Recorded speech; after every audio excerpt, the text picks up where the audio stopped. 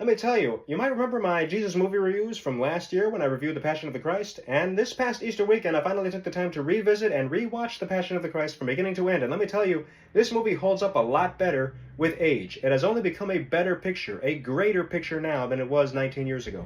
When you first see it, you're overwhelmed by the violence in the picture, because it is very violent.